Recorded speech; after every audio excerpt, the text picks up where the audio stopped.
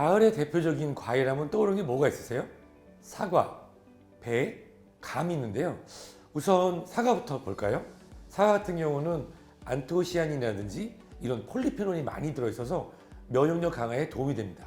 그뿐만이 아니죠. 비타민 C도 많은데 비타민 C, 감도 비타민 C 빠지면 섭섭하죠.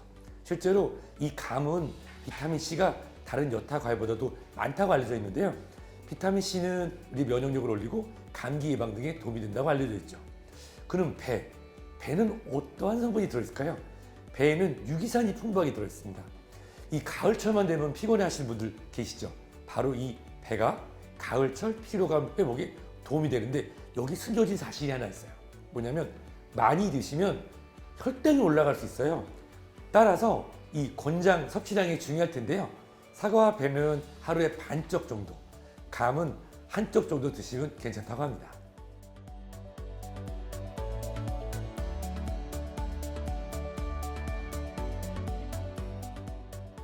이 환절기가 되면 생각나는 질환도 여러 가지 있죠.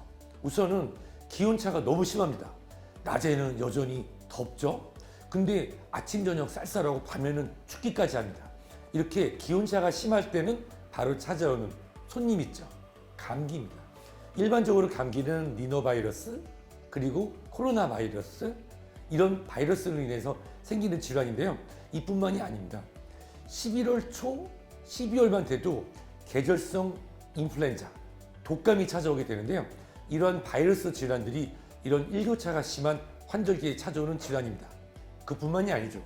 가을의 바람은 굉장히 건조합니다. 그러다 보니까 이 비염이라든지 아토피 피부염이 악화될 수도 있습니다. 자, 가을하면 생각나는 대표적인 질환 또 뭐가 있냐고요? 우리도 모르지만 실제로 꽃가루라든지 또는 이 나무에서 나오는 가루 때문에 알러지가 발생할 수도 있습니다. 대부분 봄철 꽃가루 알러지만 생각하시는 분도 계신데요. 이 11월부터 12월 넘어가는 이 늦가을에도 알러지가 심하니까 이 알러지에도 주의가 필요할 것 같습니다.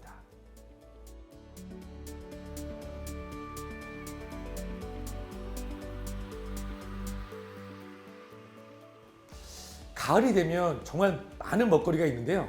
생각나는 대표적인 먹거리 하면 무와 그리고 연근 그리고 저는 마늘을 권해드리고 싶습니다. 가을 무는 인삼에 버금간다 이런 말이 있을 정도로 사포닌 농도가 높은데요. 가을에 어머님들이 김장하실 때 그냥 물을 딱 한 입씩 메워기만 해도 시원하고 좋죠. 그렇죠. 수분 섭취에도 도움이 되고 비타민 C도 많고 사포닌이 들어있으니까 그냥 드셔도 좋고 그래서 김치에 무가 빠질 수 없는 것 같습니다. 또 연근을 말씀드렸는데 연근, 이 가을 연근 같은 경우는 비타민뿐만 아니라 섬유소도 많고 저칼로리예요. 그래서 조리만 잘 하신다고 하면 다이어트 식품으로도 각광을 받을 수가 있습니다. 사실 마늘은 최근에는 사시사철 구해서 식재료로 활용할 수 있는데요. 가을에 나오는 마늘 같은 경우는 이 알리신 성분이 풍부하기 때문에 천연 항생제, 천연 예방접종이라는 별명도 있죠. 그냥 드셔도 좋지만 가볍게 구워서 드신다면 향뿐만 아니라 영양 성분이 올라간다는 건 다 알고 계시죠?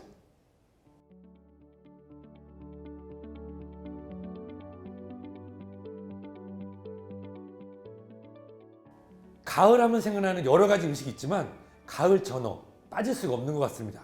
그런데 안타깝게도 가을 전어를 못 드시는 분들이 있어요. 누구냐고요? 바로 통풍으로 고생하시는 분들입니다. 혈액검사에서 요산 수치가 높았던 분들 그리고 이 통풍 때문에 엄지발가락이 퉁퉁 부었던 분들 사실 이 전어에는 다양한 영양소 중에 이 퓨린 성분이 많이 들어있는데요. 정말 필요한 단백질이죠.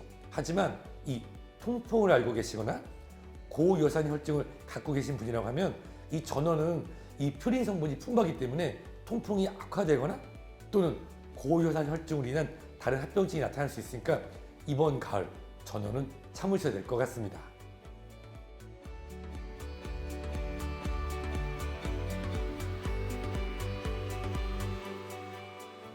인간이 냉장고를 개발한 건 과연 언제일까요? 여러 가지 학설이 있지만 일반적으로 북방부 기준 가을에 우리 추수한 이런 식품들을 오랫동안 보관하고 다음 봄철까지 먹어야 되는 그런 어려움들이 많았죠. 보릿고개다, 이런 말들도 있었었는데요. 하지만 그때마다 제철에 나오는 음식들은 그 지역별, 민족별로 고유의 음식을 개발해 왔습니다. 그 이유는 이 제철에 나오는 음식들이 그 지역, 민족, 국가별로 영양소를 공급할 수 있는 것이 몇천 년 동안 조상에서 자손으로 이어지면서 나온 일종의 건강 레시피이기 때문이죠. 따라서 최근에는 이런 제철 또는 어떤 특정 시기에 나오는 그런 식자재가 없다고 말하지만 여전히 이 자연의 섭리에 따라 나오는 자연이 주는 자연 영양제 결코 우리가 무시할 수는 없습니다. 봄철에는 봄에 맞는 그런 나물 있듯이 이 가을철에는 제철에 맞는 풍부한 영양소를 신선하게 잘 조리해서 드신다면 이보다 더 좋은 영양제가 있을까 합니다.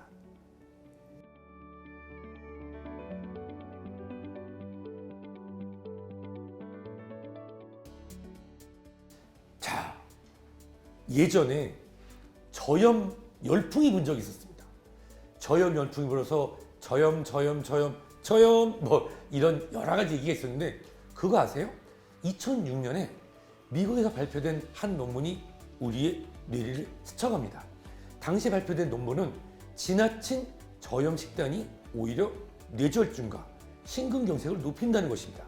그 이유는 기존의 심근경색 고위험군, 뇌경색 고위험군 경우에 적절하게 나트륨 섭취를 안 하고 나트륨 배출이 오히려 심한 경우에는 혈관 질환이 올라간다는 것인데요.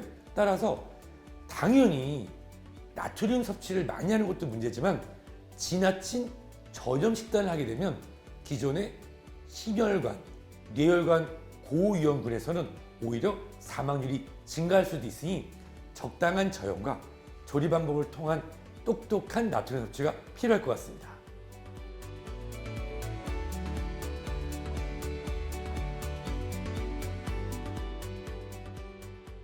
자, 나트륨하고 소금은 다르죠. 그런데 우리 생활 속에서 우리도 모르는 사이에 이 나트륨 중독이 될 수도 있습니다.